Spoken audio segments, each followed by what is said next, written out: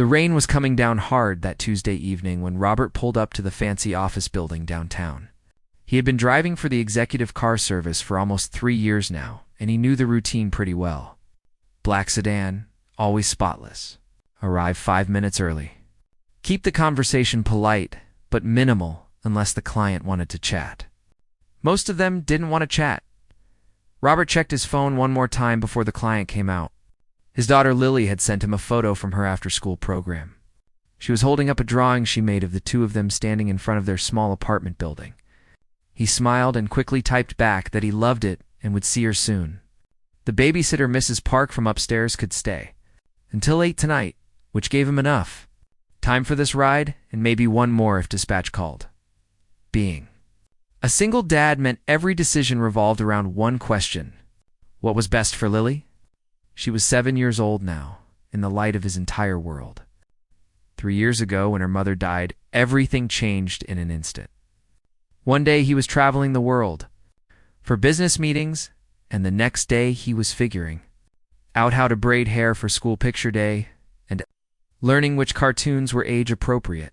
The glass doors of the office building swung open, and a woman in an expensive charcoal suit strode out.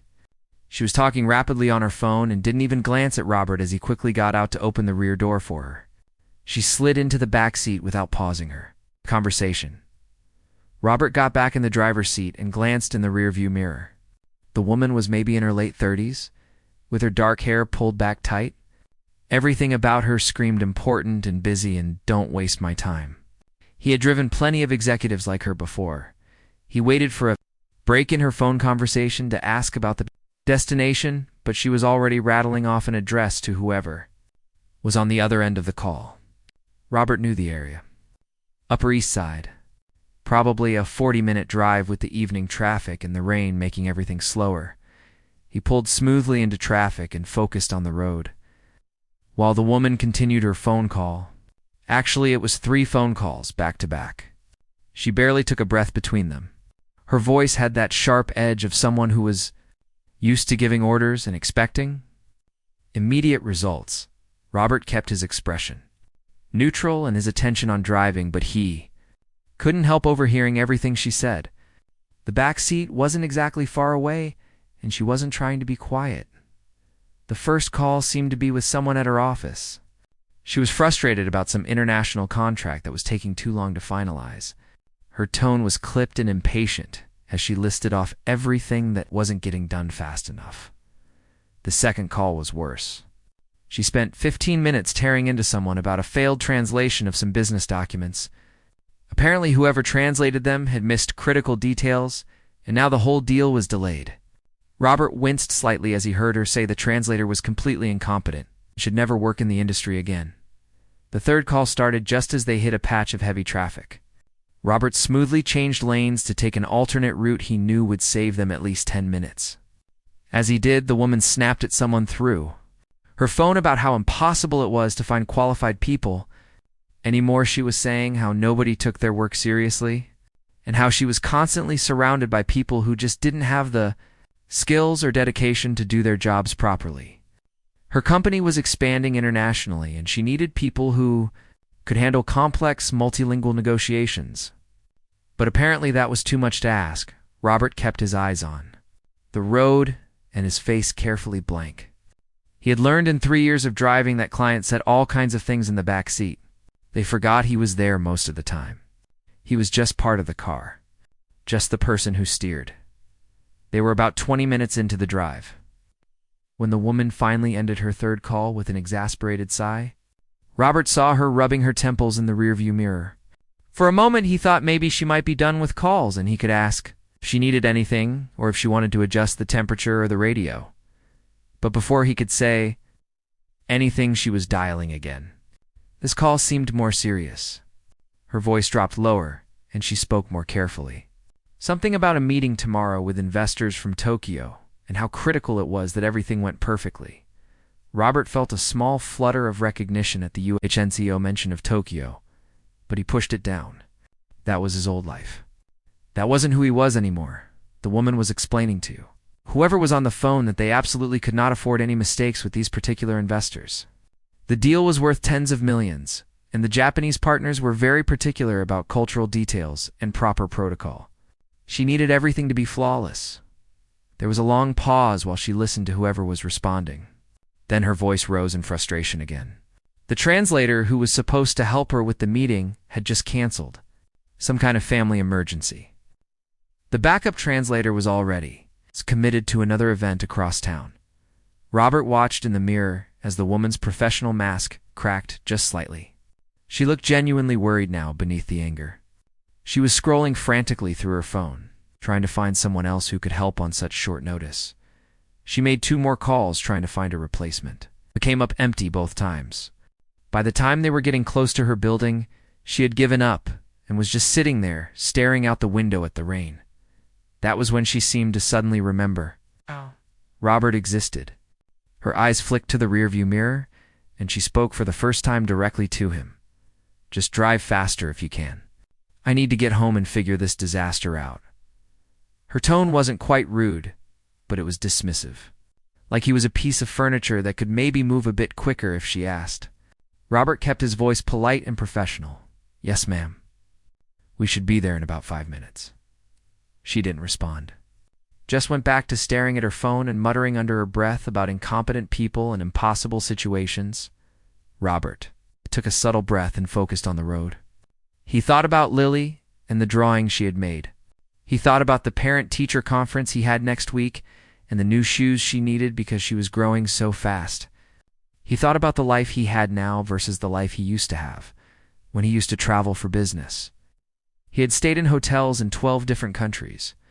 He had negotiated contracts worth more money than he would probably see in his entire lifetime now. He had sat across from corporate executives and government officials and made presentations in their own languages because that was what the job required. He had learned Japanese first because his old firm had major clients in Osaka and Tokyo. Then Mandarin because China was impossible to ignore in international business. Korean came next, then Spanish, then French. Arabic had been challenging, but necessary for the Middle East contracts. Portuguese opened up Brazil. German rounded things out for the European market. 9 languages total. Each one learned through intensive study and practical use. Each one a tool that had made him invaluable to his company. And now he drove a car, and the woman in the back seat didn't even know his name. Robert pulled up smoothly in front of her building. The doorman was already coming out with an umbrella. Robert got out quickly and opened her door, but she was already pushing past him toward the covered entrance. She was still on her phone, still trying to solve her translation problem. She disappeared into the lobby without a word or a glance back. Robert got back in the car and sat there for a moment before pulling away. The rain drummed on the roof, and the wipers swept back and forth. His phone buzzed with a new pickup request from dispatch. But he took a minute before accepting it. He wasn't bitter about where his life had gone. He had made his choice, and he would make it again in a heartbeat. When Lily's mother died so suddenly, Robert's entire world had shattered into pieces. The grief had been overwhelming, but worse than that was the fear. He was suddenly solely responsible for a 4-year-old child who had just lost her mother. His job required constant travel. 80-hour weeks? Being in different time zones every other day? There was no way to be the father Lily needed and keep that career going. So he had walked away from it, cashed out his retirement savings to pay the medical bills and funeral costs, found the driving job because the evening shift meant he could do school drop-off every morning and be home for homework help every afternoon. The languages were still in his head. All that knowledge and experience and skill, it didn't just disappear, but it also didn't matter much when you were navigating traffic and opening car doors. Sometimes, late at night after Lily was asleep, Robert would practice. He would pull up news sites in different languages just to keep sharp. He would listen to podcasts in Japanese or watch French films with no subtitles, not because he thought he would ever use it again, but because those languages were part of who he was. But during the day, he was just a driver. Just a chauffeur, as the woman had said without actually saying it. Just someone to get important people from one place to another while they lived their important lives. Robert accepted the next pickup request from dispatch and pulled back into traffic. The rain was finally starting to let up a bit. He thought about stopping to grab a coffee, but decided against it. Better to get one more fare in and then head home to Lily. Tomorrow would be another day of drop-offs and pickups. Another day of yes ma'am and no sir, and whatever you prefer. Another day of being invisible to people who never looked past the uniform, and that was fine. That was the deal he had made. Being there for his daughter was worth more than any career or recognition or salary. Lily knew his name. Lily saw him. That was enough. The city lights reflected off the wet streets as Robert drove through the evening traffic toward his next client. Just another ride in a long series of rides. Just another invisible interaction in someone else's busy day. He had no idea that in 2 weeks everything would change. That the same dismissive woman would need him in a way she couldn't imagine. That all those languages sleeping quietly in his mind would wake up and remind everyone, including himself, of who he really was beneath the uniform. But tonight, he was just a driver in the rain, taking people where they needed to go. And tomorrow morning, he would make Lily pancakes and walk her to school. And tell her about his evening, even though there was never much to tell. That was his life now. Simple, quiet, focused. On what mattered most, at least for 2 more weeks, too. Weeks passed like they always did.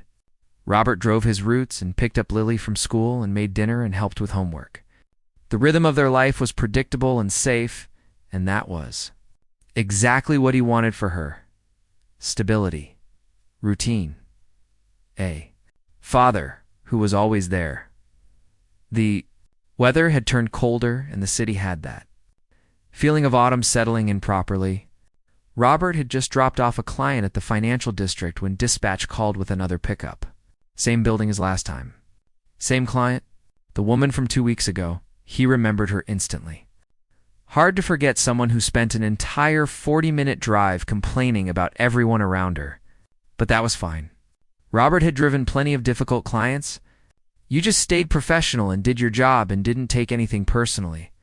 He pulled up to the building right on time. She came out looking even more stressed than before. This time, she was juggling her phone and a tablet and a leather briefcase.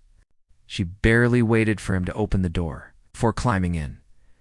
The address she gave was for one of the most expensive restaurants in the city. The kind of place where you needed reservations months in advance and the menu didn't have prices listed. Robert knew it well. He had been there exactly once in his old life for a major business dinner as he pulled into traffic. The woman was already on the phone again. But this time, Robert could hear something different in her voice. It wasn't just frustration or impatience. It was actual worry bordering on panic. She was talking to someone from her office explaining that the translator had canceled again. Not the same one from 2 weeks ago, but apparently another one who was supposed to help her tonight. Some kind of stomach flu. The backup was stuck at another event clear, cross town, and wouldn't be free until at least 10. Her meeting with the Japanese investors was in 30 minutes. Robert kept driving, but his attention sharpened. He listened more carefully now as she made call after call, trying to find someone who could help on such impossible short notice. Every conversation ended the same way. Nobody was available. Nobody could get there in time. She was going into this critical meeting completely on her own. He heard her tell someone that this deal was worth $50 million. That these particular investors had flown in from Osaka specifically for this dinner. That if she messed this up, her entire division would suffer and probably her career along with it.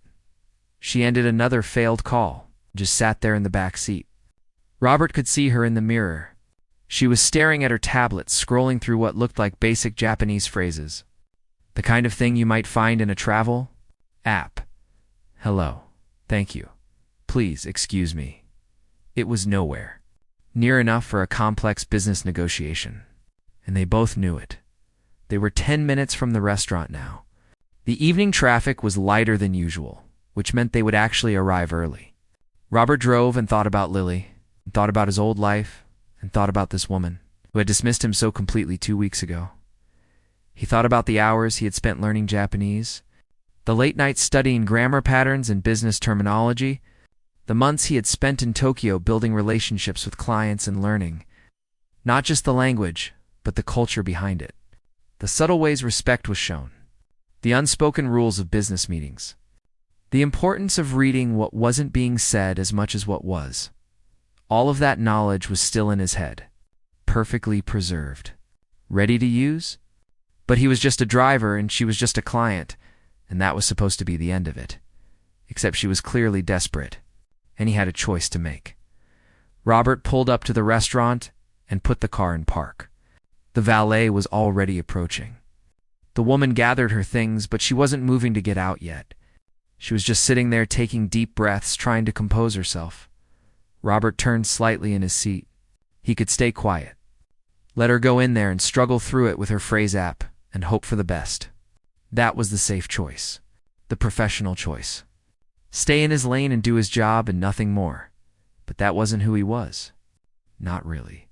Not at his core. He spoke quietly in perfect Japanese. "Excuse me, miss. I could not help but overhear your situation. If you need assistance, I am fluent in Japanese." The silence in the car was sudden and complete. The woman's head snapped up and she stared at him in the rearview mirror like she was seeing a ghost. "What did you just say?" Bert switched back to English but kept his voice calm and professional. "I said I speak Japanese. I also speak Mandarin, Korean, Spanish, French, Arabic, Portuguese, and German. 9 languages total. If you need help with your meeting, I can assist you." The woman just stared at him. Her mouth had actually fallen open slightly. Robert could see her brain trying to process what he had just said. The driver. The man she had barely looked at 2 weeks ago. The chauffeur, who was supposed to just drive and nothing more. "You speak Japanese?" "Yes, ma'am." "Fluently." "Business level." "I worked as an international consultant for 12 years before this job. I negotiated contracts in Japan many times." The woman continued to stare at him like he had just told her he could fly. Robert waited. He had made the offer. Now it was up to her. He saw the moment she made the decision. Saw pride and desperation fight it out on her face. Desperation won. "Would you help me, please? I know this is not your job, but I am completely out of options here, and if I go in there alone, this whole thing will fall apart." Robert glanced at his watch. He had told Mrs. Park he would be home by 8. It was 6 now. If he helped with his dinner, it might run until 9 or even later. But Mrs. Park had told him before that she could stay late if he ever needed it. He would call her and explain and pay her extra. I can help. The relief on the woman's face was immediate and genuine. She actually looked human for the first time since he had met her. "Thank you. Seriously, thank you. I will pay you extra, obviously, and I will make sure your company knows how much you helped." Andrew shook his head. "Let us focus on your meeting first. We should go in." He got out and opened her door. She climbed out and stood there for a moment looking at him like she was still trying to figure out if this was really happening. Then she seemed to pull herself together. They walked into the restaurant together. The hostess led them to a private dining room in the back. 3 Japanese businessmen were already seated, all of them probably in their 50s or 60s. All of them in impeccable dark suits. They stood as the woman entered, and Robert could see them clock him immediately. They were probably wondering who he was and why he was there. Robert bowed at exactly the right angle. Not too deep, which would seem insincere, but deep enough to show proper respect. He spoke in Japanese, introducing himself as a colleague who would be assisting with the evening. The change in the Japanese executives was immediate. Their formal politeness shifted to something warmer. They responded in Japanese, asking where he had learned to speak so well and how long he had worked with international business. Robert answered, smoothly, keeping his tone humble and respectful. He explained briefly about his background while making sure to position the woman as the primary person they were meeting with. He was just there to help facilitate. The woman was watching this exchange with wide eyes. She couldn't understand everything being said, but she could see how the entire energy in the room had shifted. They all sat down, and the dinner began. What was supposed to be an awkward struggle turned into something completely different. Robert didn't just translate word for word. He read the subtext. He caught the cultural nuances. He helped the woman understand what the Japanese executives were really asking and what kind of answers they wanted to hear. At one point early on, the woman was about to make a gesture that would have been deeply offensive in Japanese business culture. Robert caught it smoothly and redirected the conversation, giving her a moment to recover. The Japanese executives were talking about their company's values and their concerns about expanding into American markets. They wanted partners who understood that business wasn't just about profit, but about building long-term relationships based on trust and mutual respect. Robert translated all of this for the woman, but he also helped her understand the deeper meaning. These men weren't just looking for a good deal. They were looking for people they could work with for years. People who would respect their way of doing business. The woman began to relax. With Robert there to help, she could focus on actually connecting with these men instead of panicking about language barriers. She talked about her company's commitment to ethical business practices. She asked thoughtful questions about their operations in Japan. She listened carefully to their concerns. Robert made sure every word was translated accurately. He made sure the tone was right. He made sure nothing was lost in the cultural gap between languages. 2 hours passed. Then 3. The dinner courses came and went. The conversation flowed more easily as the evening went on. The Japanese executives were clearly impressed, not just with the woman's business acumen, but with the fact that she had someone like Robert working with her. At one point, the senior executive said something in Japanese that made the others nod in agreement. Robert translated it for the woman. He says, "Your company clearly values quality people." He says, "That speaks well of your leadership." The woman smiled and thanked them. Robert could see that she understood what had really happened here. She hadn't won this deal with her pitch or her numbers. She had won it because she had managed to bridge a cultural gap that most American executives never even acknowledged existed. By the time dessert arrived, the Japanese executives were talking about moving forward with preliminary contracts. They wanted to schedule follow-up meetings. They wanted to discuss specifics.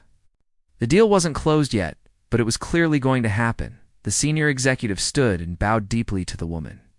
Then he turned to Robert and bowed even deeper. He spoke in Japanese, thanking Robert not just for translating, but for understanding the importance of respect and cultural sensitivity in business. Robert bowed back and responded appropriately. The woman watched this exchange and something shifted in her expression. Like she was seeing something she had been blind to before. They left the restaurant and walked back to the car. The valet brought it around, and Robert opened the door for the woman. She got in, but this time she didn't immediately pull out her phone. She just sat there quietly as Robert started driving. After several minutes of silence, she finally spoke. "How does a driver speak 9 languages?" Robert kept his eyes on the road. It was a fair question, and after what had just happened, she deserved a real answer. He started talking. He told her about his old career, about the consulting firm and the international clients and the years of travel. He told her about learning each language because it was necessary and because he genuinely loved the challenge of communication across cultures. Then he told her about his wife, about the aneurysm that came without warning, about becoming a single father overnight, about the impossible choice between career and being there for his daughter. He explained how he couldn't keep traveling constantly and working 80-hour weeks while raising a 7-year-old who had just lost her mother, how he had walked away from everything to be the parent Lily needed. The driving job gave him evening hours. It paid enough to cover their small apartment and her school. It meant he could make breakfast every morning and help with homework every afternoon.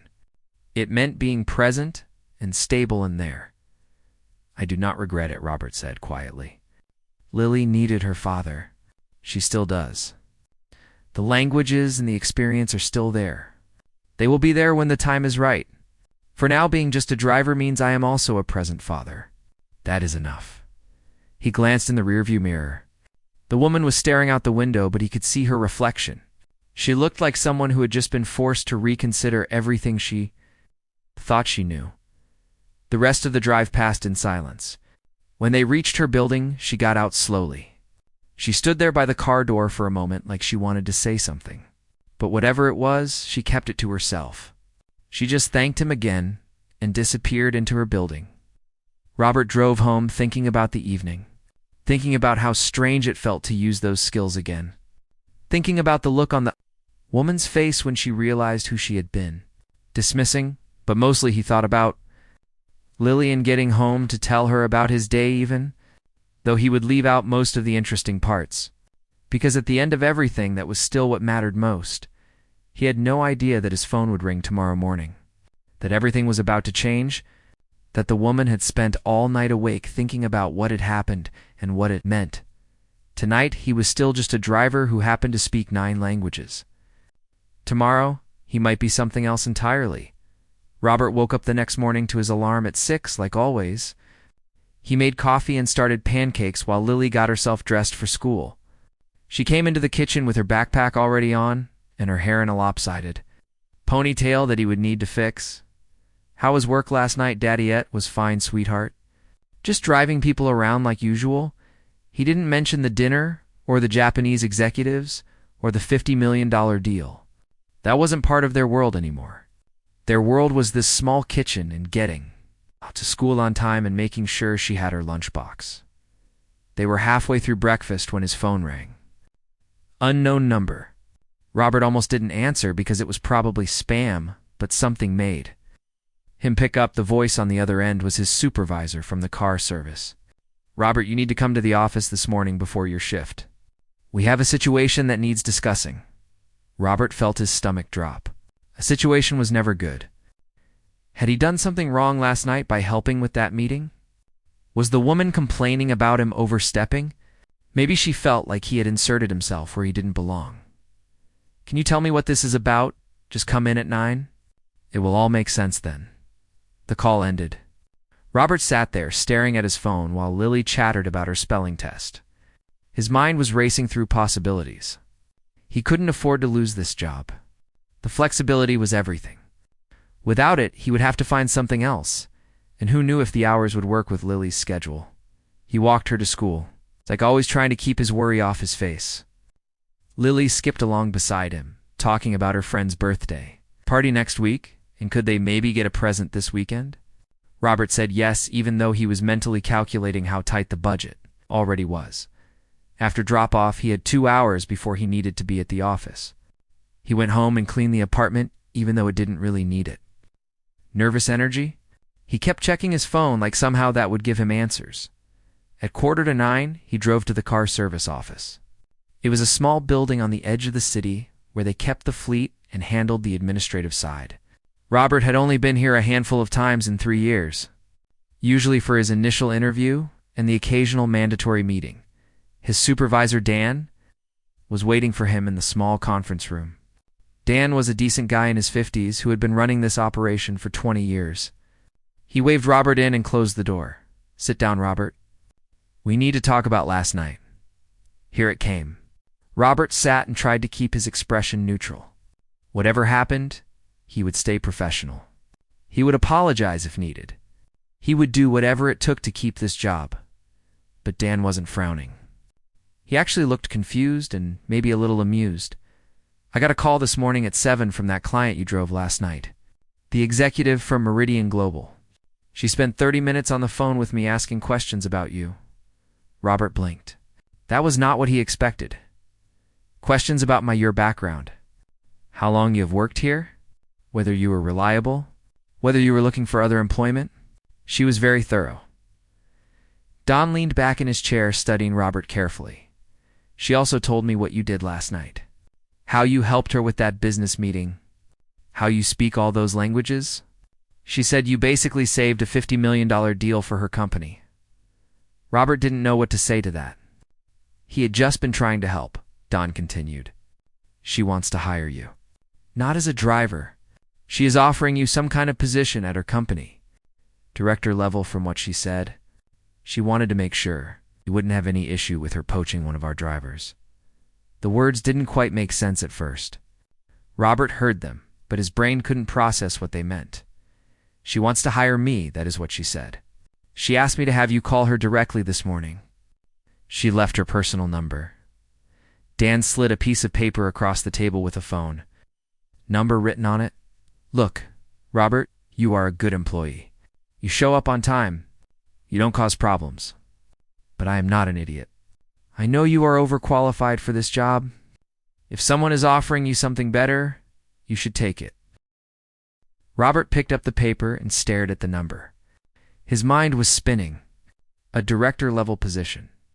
At a major international company, the kind of job he used to have, the kind of salary that would mean not choosing between Lily's birthday, present, and paying the electric bill, but also the kind of job that required long hours. The kind of job that meant less time with Lily, the kind of job he had walked away from for a reason. "What should I do?" Don shrugged. "Call her. Hear what she has to say. Then decide what is right for you and your daughter." "But Robert, between you and me, opportunities like this don't come around often, especially not at our age. Whatever you gave up before, maybe you can get some of it back now. Maybe things are different than they were 3 years ago." Robert left the office with the paper clutched in his hand. He sat in his car for a long time, just breathing. Part of him wanted to crumple up the number and forget this ever happened. Stay safe. Stay small. Keep the life he had built that was predictable and stable. But another part of him remembered what it felt like last night, using his skills again. Speaking Japanese and watching those executives respond. Solving problems. Being seen as someone with value beyond just opening car doors. He called the number. She answered on the second ring. "This is Catherine." So that was her name, Catherine. After 2 weeks and 2 rides. Finally knew what to call her. "Hi, this is Robert. The driver from last night. My supervisor said you wanted to speak with me." "Robert, yes, thank you for calling. I know this is unexpected, but I would like to meet with you this morning if possible. I have a proposition for you, and I would rather discuss it in person. Can you come to my office?" Robert looked at the clock on his dashboard. He had nowhere to be until his evening shift started, and he had to admit he was curious. "I can be there in 30 minutes. Perfect. I will let security know to expect you." Robert drove to the Meridian Global building.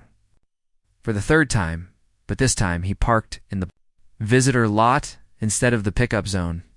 He took the elevator to the 14th floor and told the receptionist who he was there to see. Catherine came out to get him herself. She looked different in the daylight. Less stressed, more purposeful. She shook his hand firmly and led him back to her office. The office was impressive.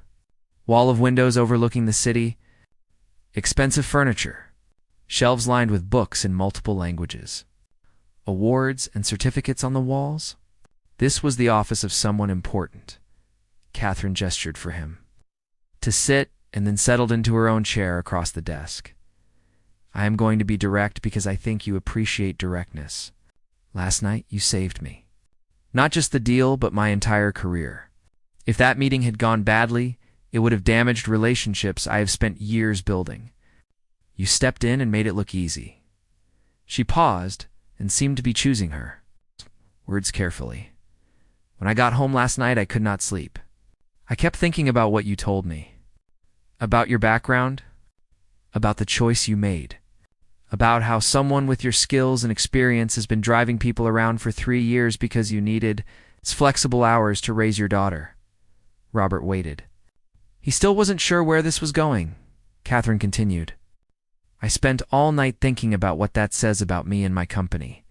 We talk about valuing people and recognizing talent, but the truth is I looked right past you. Twice. You were just the driver until I was desperate enough to actually listen. When you spoke," she pulled out a folder from her desk and opened it. "I want to offer you a position as Director of International Relations. You would oversee all of our multilingual business development. You would work directly with international clients. You would build and manage a team. The salary is substantial and the benefits are comprehensive." She slid a paper across the desk. Robert looked at the number and felt his breath catch. It was more than triple what he made driving. It was close to what he used to make in his old career. "But there's a catch," Catherine said. "I know why you left your old job. I know you need to be there for your daughter. So I spoke with HR this morning, and we worked something out." She pulled out another paper, Meridian. Global has an on-site school for employees' children, kindergarten through 8th grade. Lily would be able to attend free of charge. The school hours align with standard work hours, so you could drop her off and pick her up. There is also an after-school program if you need to work late occasionally. Robert stared at her. She had thought of everything. She had removed every practical obstacle. The position has flexibility built in, Catherine continued. You would need to travel occasionally, but we can work around your schedule. We can make sure you are never gone for more than a few days at a time. And when you do travel, we can arrange for your daughter to stay with a vetted caregiver that the company pays for. She leaned forward. I cannot give you back the 3 years you spent driving, but I can make sure you don't have to choose between being a good father and using your talents. You deserve both. Lily deserves to see her father succeed and be fulfilled. And frankly, my company needs people like you who understand that skills matter less than character. Robert looked down at the papers in his hands. The salary, the benefits, the school. It was everything he could have hoped for, and some things he hadn't even thought to hope for. But it also felt too good to be true. Nothing in his life had been easy for 3 years. Why would it start now?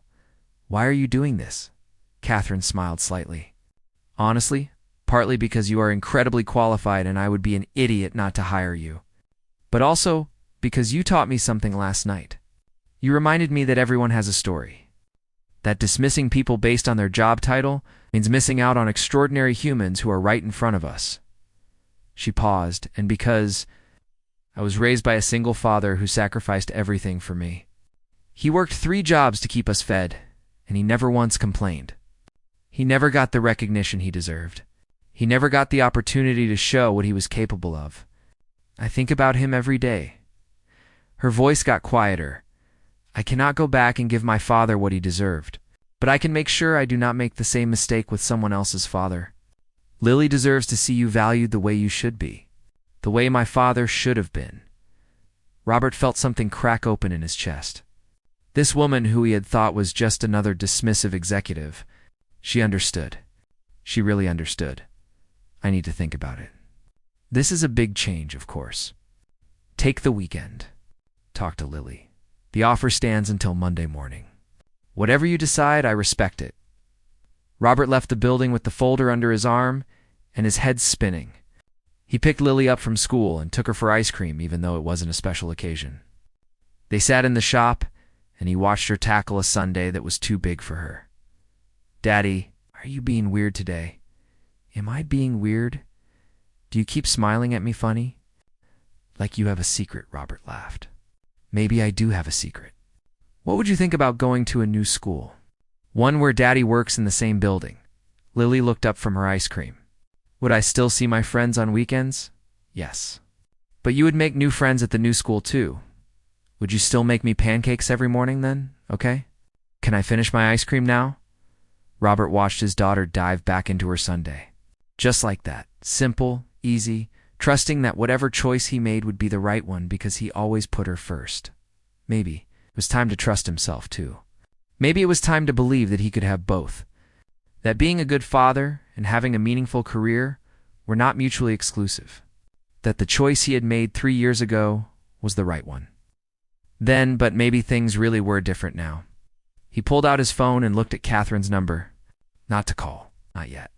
But to remind himself that the opportunity was real. That someone had seen him. Really seen him. Monday morning felt very far away, and also right around the corner. Robert had 2 days to decide what the next chapter of his life would look like. 4. The first time in 3 years he let himself. Imagine that it might look pretty. Good. The weekend felt longer than any weekend. Robert could remember. Saturday morning he made pancakes like always, but his mind was somewhere else. Lily noticed, of course. Kids always notice when something is different. She asked him 3 times if he was okay, and each time he said yes, and tried to focus on her instead of the decision weighing on him. They went to the park, and she played on the swings while he sat on a bench and watched. Other parents were there with their kids, and Robert wondered if any of them were facing choices this big. If any of them were standing at a crossroads trying to figure out which path led to the life they actually wanted, that night after Lily went to bed, Robert pulled out the folder Catherine had given him. He read through everything slowly. The job description, the salary breakdown, the benefits package, the information about the school. It all looked perfect on paper. Too perfect, maybe. Robert had learned the hard way that things that seemed too good to be true usually were. But he also knew Catherine had been genuine in that office. She wasn't trying to trick him or manipulate him. She was trying to make things right in the only way she knew how. Sunday morning, Robert called his sister. They didn't talk as much as they should. She lived 3 states away with her own family and her own busy life. But when big things happened, they were always there for each other. He told her everything. The dinner meeting, the job offer, the impossible choice between staying safe and taking a risk. His sister listened quietly, and then asked the question he had been avoiding. "What does your gut tell you?" Robert thought about it. His gut told him he was terrified. His gut told him that the last time he had a career like this, his whole life fell apart. His gut told him that Lily was the only thing that mattered. Anything that might threaten her stability was dangerous. But his gut also told him something else. That he had been hiding for 3 years. That he had been so focused on being safe that he had forgotten what it felt like to actually live. That maybe Lily deserved to see her father be more than just careful. "I think I want to take it," he said quietly into the phone. "But I am scared." His sister laughed softly. "Of course you are scared.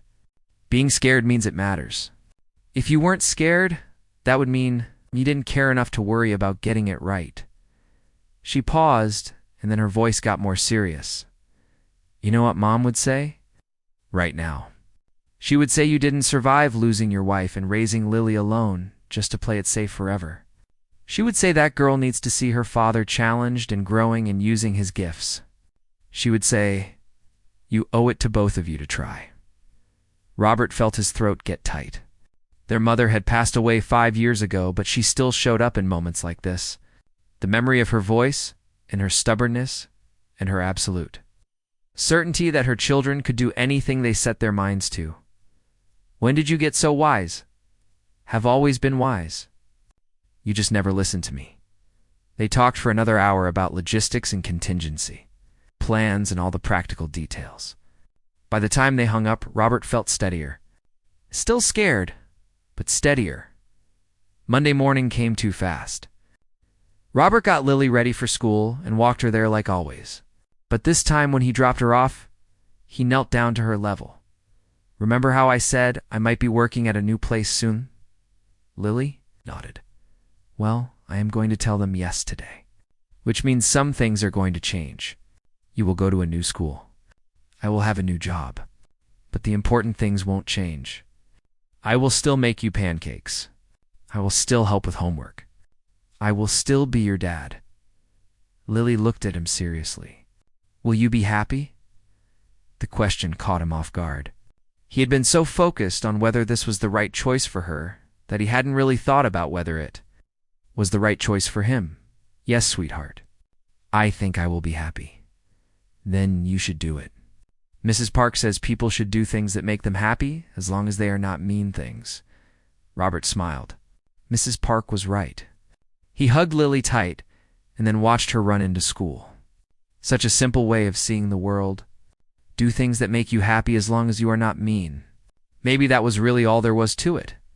He drove to the Meridian Global building and parked in the visitor lot again. This time, when he rode the elevator up to the 14th floor, he felt different. Less like someone visiting a place he didn't belong, and more like someone walking toward something that might actually be his. Catherine saw him through the glass walls of her office and came out immediately. She didn't say anything, just looked at him and waited. "I want to accept the position," Robert said. "If the offer is still available," the smile that crossed Catherine's face was genuine relief. "It is absolutely still available. Come in, and we will get everything finalized." They spent 2 hours going through paperwork, contract details, start date, benefits enrollment, school registration for Lily. HR came in and explained everything thoroughly. Robert signed more documents than he could count. "When would you like to start?" Catherine asked. Robert thought about the car service, about Dan, who had been decent to him, about the clients he had been driving. "I should give 2 weeks' notice to my current employer." "It is the right thing to do," Catherine nodded. "That is exactly the kind of integrity I was hoping for. 2 weeks is perfect. It gives us time to set up your office and get Lily enrolled in school. Her classes can start the same day you do."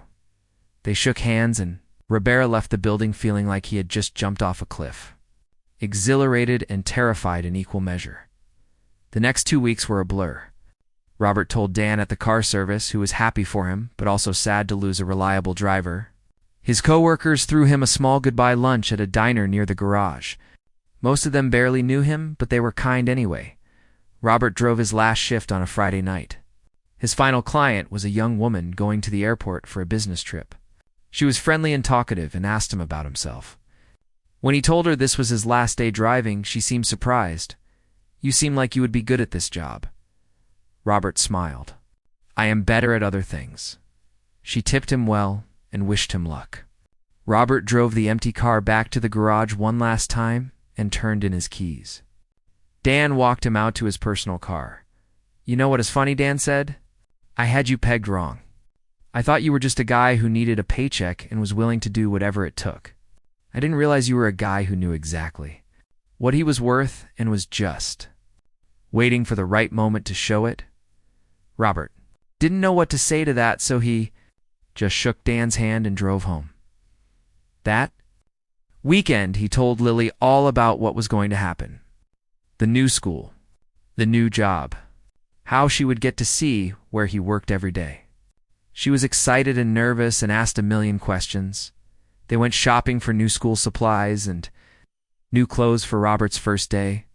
Standing in the store, picking out folders and pencils, felt surreal, like he was living someone else's life. Sunday night, Robert couldn't sleep. He lay in bed, staring at the ceiling, thinking about everything that could go wrong.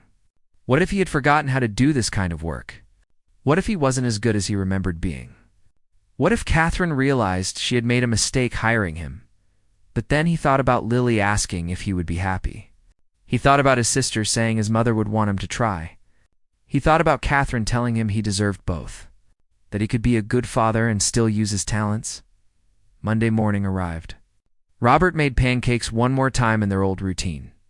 Then he and Lily got dressed in their new clothes and drove together to Meridian Global.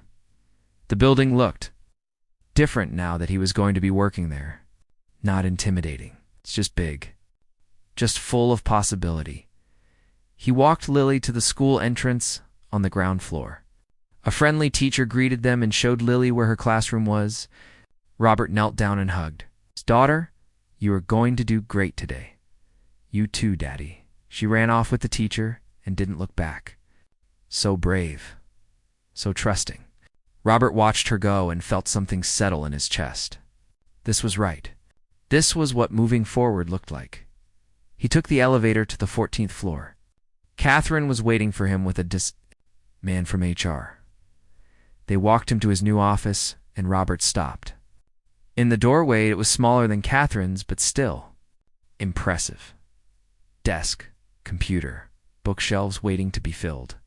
A window overlooking the city. A nameplate on the door that said Director of International Relations. His name was on that nameplate. Catherine put a hand on his shoulder. "Welcome to Meridian Global, Robert. We are lucky to have you." The first day was overwhelming. Robert met what felt like 100 people. He sat through orientation sessions and IT setup and department introductions. Everyone was kind, but he could tell some people were curious. Who was this guy who got hired directly by Catherine? What made him special? He would have to prove himself. He knew that. Having the skills was one thing, but showing he could actually do the job was another. Robert had never been afraid of hard work, though. He had just been afraid of failing Lily, and now he didn't have to choose. At 3:00, his phone buzzed. Message from the school that Lily was done for the day and waiting for pickup. Robert logged off his computer and took the elevator down. He found Lily sitting in the after-school room drawing a picture. "How was your first date?" "It was good. I made a friend named Sophie and we had art class and the lunch was pretty good. How was your day? Robert picked up her backpack. It was good too. I think I am going to like working here. They walked out of the building together into the late afternoon sun. Robert held Lily's hand and thought about how different this was from 3 years ago. How much had changed? How much was still changing?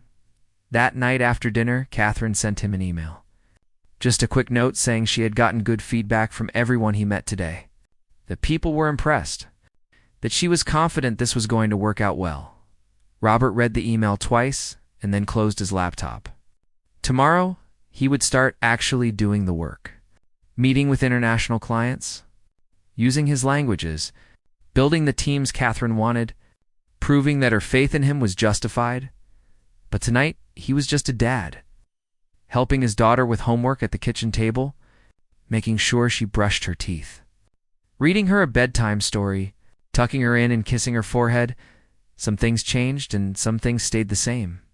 The trick was knowing which things mattered most. Robert turned off Lily's light and stood in her doorway for a moment, watching her sleep.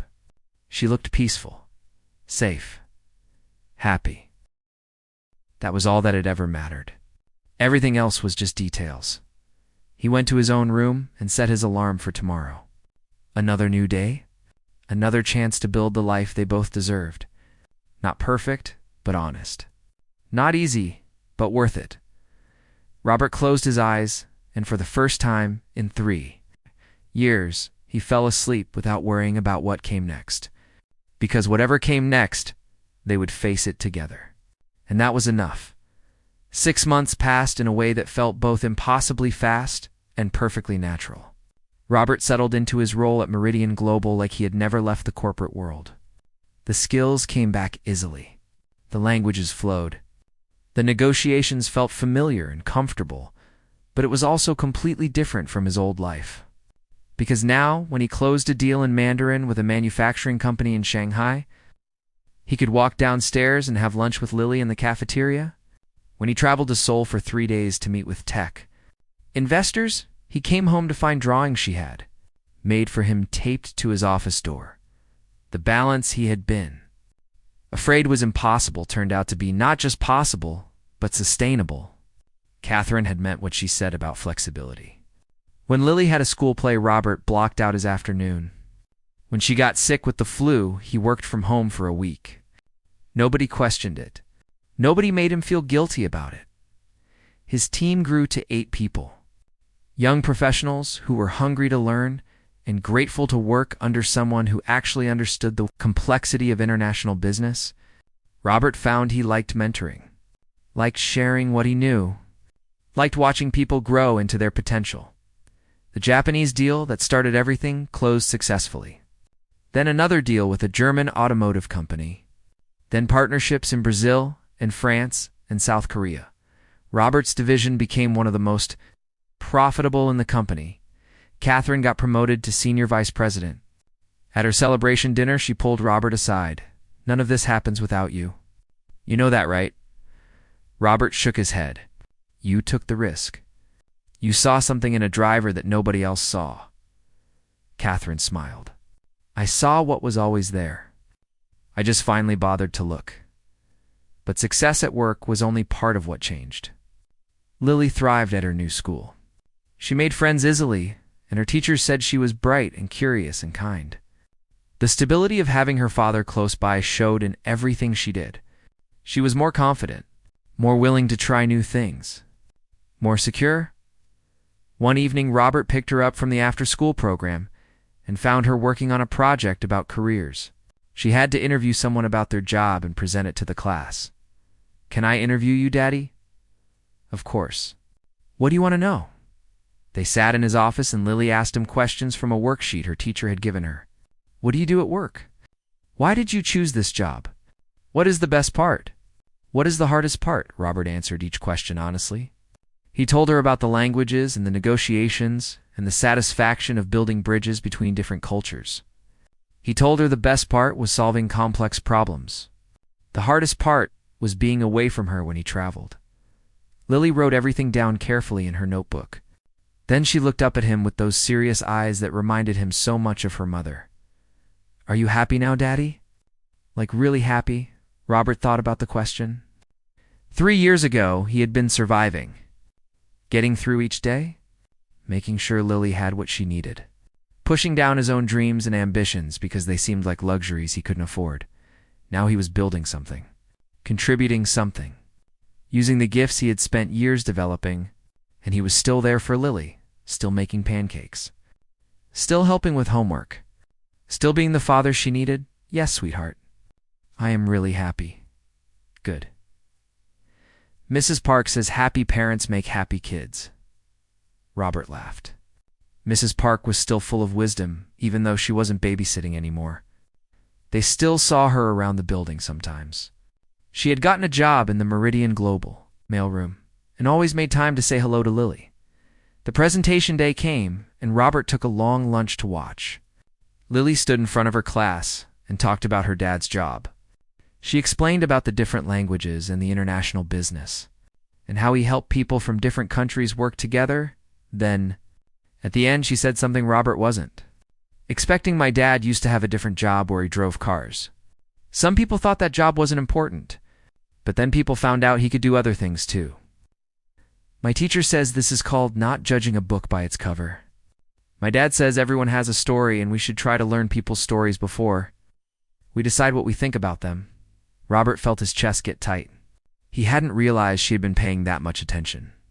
Hadn't realized the lessons he was learning were lessons she was learning too.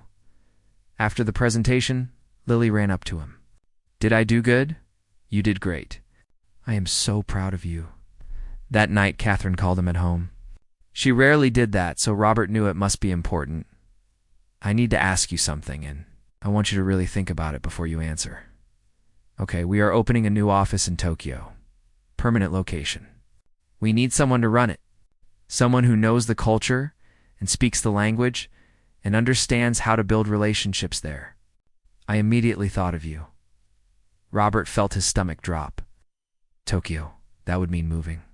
Leaving their apartment and Lily's school and everything familiar. "Before you say no," Catherine continued, "let me explain the full picture. It would be a promotion. Vice President of Asian Pacific Operations. Significant raise. The company would handle all relocation costs. We have an international school there that is supposed to be excellent, and this wouldn't be forever. 3 years, maybe 4. Then you could come back to a senior position here." She paused. "I know what I am asking. I know moving Lily is not a small thing. But Robert, you are the only person I trust to do this right. And honestly, I think it could be an incredible experience for both of you. Take time to think about it. Talk to Lily. No pressure either way." After they hung up, Robert sat on the couch for a long time. Tokyo, he knew the city well from his old career. Beautiful, safe, amazing food. Rich culture. The international schools there really were excellent, but it meant uprooting Lily again. Just when she had settled, just when they had found their rhythm, he talked to his sister again. She listened and then asked what Lily thought. "I have not told her yet. I wanted to figure out what I think first." His sister laughed. "Robert, you are doing it again. You are trying to make the decision without including the person it affects most. Talk to your daughter. She might surprise you." That weekend, Robert took Lily to their favorite park. They sat on a bench, eating ice cream, and he told her about the Tokyo opportunity. He explained it would mean moving to a different country. New school, new home, new adventure. He expected her to be upset or scared. Instead, her eyes got wide, like actually living in Japan, where they have those cool trains and the cherry blossoms and all the anime stuff. Robert smiled. "Yes, exactly like that. Would we come back and visit here? Of course. And people could come visit us there. Aunt Rachel has always wanted to go to Japan." Lily was quiet for a moment, eating her ice cream and thinking. Would you be happy there? There was that question again. The same one she had asked months ago. Always worried about his happiness. Always putting him first, even when the decision affected her just as much. I think so. It would be challenging work, but good work. and we would get to experience a whole different culture together. But Lily, this is not just my decision. You would be the one starting over at a new school again, making new friends, learning new things. That is hard. Lily shrugged. Making friends is not that hard. And it would be cool to learn Japanese. Some of the kids at my school know 2 languages, and I always thought that was neat. She looked up at him seriously. Daddy, you are always telling me to be brave and try new things. Maybe we should both be brave together. Robert felt that tightness in his chest again. When had his 7-year-old daughter become so wise? They talked about it more over the next week. Robert made lists of pros and cons. He researched the international school. He talked to colleagues who had lived in Tokyo. Everything pointed toward this being a good opportunity. Finally, he called Catherine back. We will do it. Lily and I are in. The relief in Catherine's voice was obvious. Thank you, Robert. Truly. I know this is a big ask. The next 3 months were chaos. Organizing the move, enrolling Lily in school, finding an apartment in Tokyo, saying goodbye to friends and colleagues. Mrs. Park cried when they told her and made Lily promise to send pictures. The company threw Robert a going-away party. People he had worked with for just 6 months came and told him how much they had learned from him. His team gave him a book they had all signed with messages and inside jokes. Catherine pulled him aside near the end of the party. You know what? Learn from all this? From you, what is that? That we are all more than what we appear to be on the surface. That the janitor might be a poet. That the receptionist might be a brilliant artist. That the driver might speak 9 languages. We owe it to each other to look deeper, to ask questions, to care about people's stories. She smiled. I have been trying to do that more. Actually seeing the people around me. You would be surprised what you find when you bother to pay attention. Robert hugged her. Thank you for seeing me, for giving me this chance, for believing I could be both a good father and good at this work. You were always both. I just gave you a place to show it. The flight to Tokyo was long, but Lily was excited the whole time. She watched movies and colored in her travel journal and asked Robert to teach her Japanese phrases. By the time they landed, she could say hello and thank you, and my name is Lily. Their apartment was in a safe neighborhood near the international school, smaller than their place back home, but modern and bright. The company had arranged for furniture and basics to be there when they arrived. That first night, Robert and Lily sat on the floor eating takeout ramen from a local shop. The food was incredible. The neighborhood outside their window was alive with lights and sounds and energy. This is pretty cool, Daddy. Yeah, it really is. Robert's first day at the new Tokyo office was intense. Meeting the local team, understanding the current projects, beginning to build relationships with Japanese partners, but he loved it. This was what he was meant to do. Lily started school and came home each day with stories about her new friends and the things she was learning. She picked up Japanese faster than Robert expected. Kids were like sponges. 1 month in, Robert got an email from Catherine, just checking in on how they were settling. He wrote back that everything was going well. Better than well, actually. They were thriving. 6 months into the Tokyo assignment, Robert realized something. He had spent 3 years after his wife died just trying to survive, trying to be enough for Lily, trying to keep them both afloat. He had put himself on hold because that seemed like what a good father should do. But the truth was that being a good father didn't mean disappearing. It didn't mean making himself smaller. It meant showing Lily what it looked like to be fully human, to have talents and use them, to take risks, to grow, to be challenged and scared and brave anyway. She was learning that from him now, learning that people were complex, that you could be more than one thing, that looking beneath the surface mattered, that everyone deserved to be seen for who they really were. One evening, Robert picked Lily up from school, and they walked home through the cherry blossom-lined streets. The petals were falling like pink snow, and Lily was trying to catch them.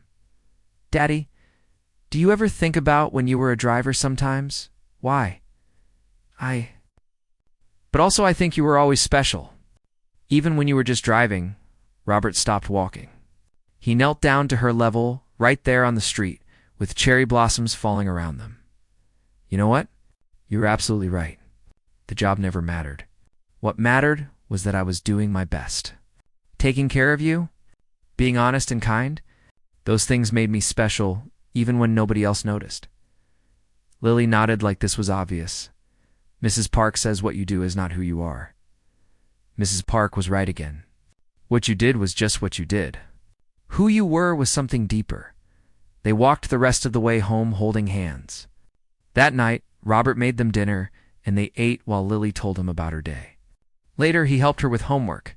Then they read together before bed. Just normal evening parent things. The same things he had been doing for years. The same things that had always mattered most. The difference now was that Robert wasn't just surviving anymore. He was living, building, creating, being fully himself. And Lily got to see all of it. She got to see that her father was complex and talented and capable of more than she had known. But also that those things didn't make him better than he was before. They were just parts of who he had always been. And maybe that was the real lesson in all of this. Not that Robert had transformed from a driver into an executive, but that he had always been valuable, always been worthy, always been enough. The world just needed to catch up and see what was already there. Robert turned off Lily's light and stood in her doorway watching her sleep. Tomorrow he had meetings with partners in Osaka. Next week they were taking a weekend trip to Kyoto. Next month his sister was coming to visit. Life kept moving forward, kept surprising him, kept showing him that it was okay to want more, to be more, to let himself be seen. He thought about the woman in the back seat who had called him just a chauffeur, who had looked past him like he was invisible. He didn't blame her anymore. People missed things, made assumptions, failed to see what was right in front of them. What mattered was that sometimes someone looked closer, asked questions, cared enough to see the whole person. Catherine had done that for him. And in doing so, she had reminded him to do it for others, to look deeper, to value people regardless of their titles or positions, to remember that everyone had a story worth knowing. Robert closed his door and got ready for bed. Another day done. Another day of being fully alive. Another day of showing Lily what it meant to be human and flawed and trying, and growing and enough. That was all any of them could do, really. Try, grow, see each other. Do better. And sometimes, if you were lucky, someone gave you a chance to show the world who you really were. Robert was grateful every day that he got that chance, that Lily got to see it, that they were building this life together. In the end, that was what mattered most. Not the job or the title or the success, just the two of them, growing together, seeing each other, being enough.